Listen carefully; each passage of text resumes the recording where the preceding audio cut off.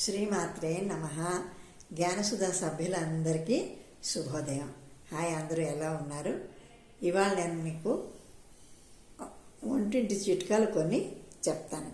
అందులో మొదటిది, ఆకుకూరలను వండేటప్పుడు అందులో చింతపండు, నిమ్మరసం వంటివి కలిపి వండితే కూర రంగు మారి అందులో ఉన్న పోషక విలువలు కోల్పోతుంది. సో ఆకుకూరల్లో ఈ రెండింటిని చేర్చకుండా ఉంటే చాలా మంచిది.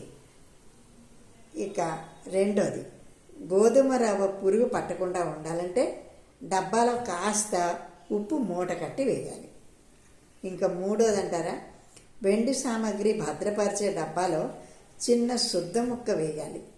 అది తేమను పీలుస్తుంది. దాంతో వెండి ఎక్కువ కాలం రంగు మారకుండా ఉంటుంది. ఇప్పుడు ఈ 3 చిట్కాలు కూడా మీకు నచ్చే ఉంటాయని అనుకుంటున్నాను.